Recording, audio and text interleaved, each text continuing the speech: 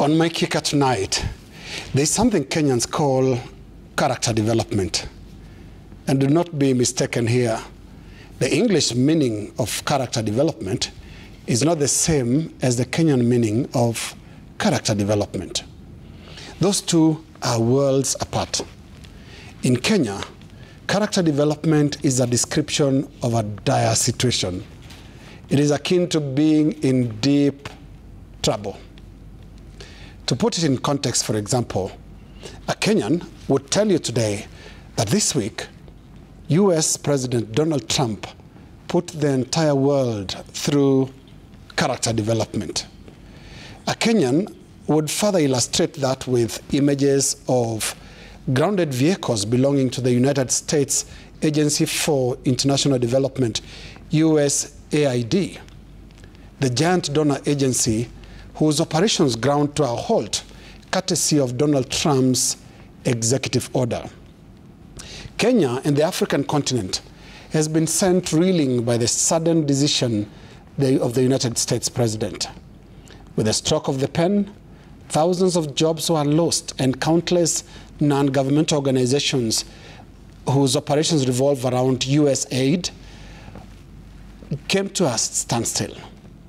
For years, the USAID has been something of a lifeline for some sectors, if not entire countries. But Trump, whose mantra is America first, cut off the gas suddenly, saying the resources that used to be directed into the donor pipelines around the world would now be redirected back to American taxpayers.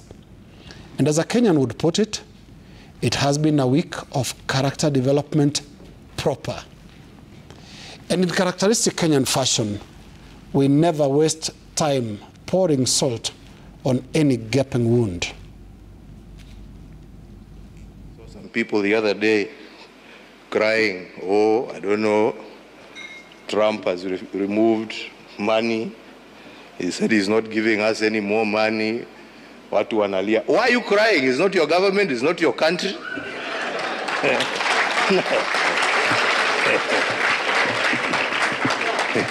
He has no reason to give you anything.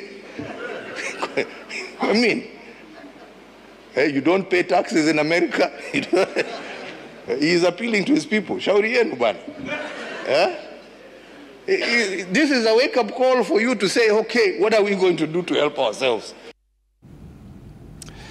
Well, a Kenyan watching that would also say that is a truly profound observation from a president Kenya never had.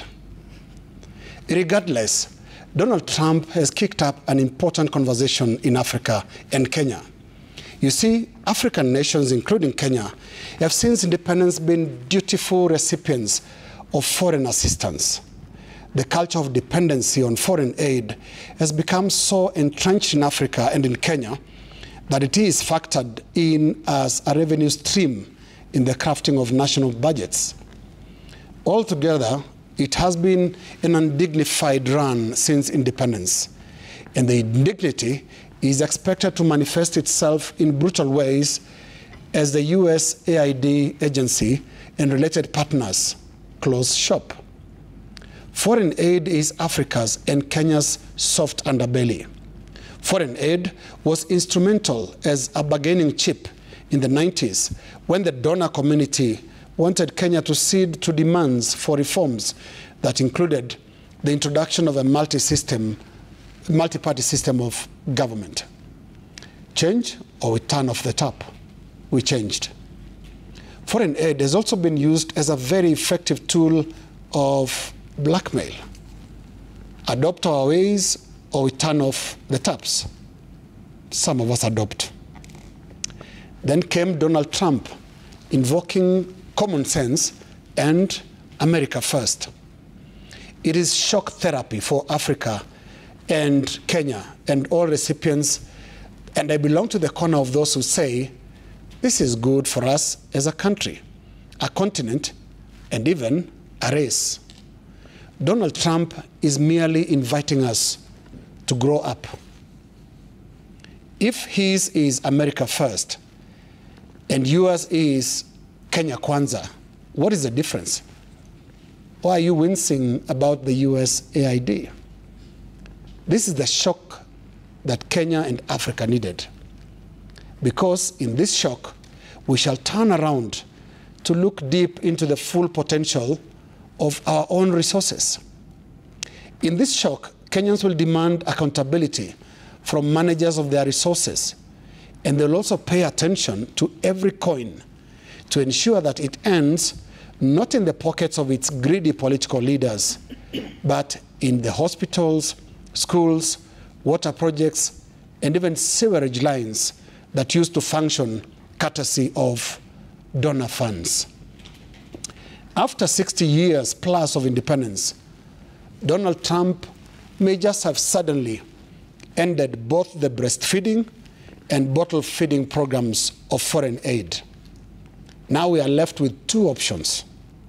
We either cry and kick or grow up.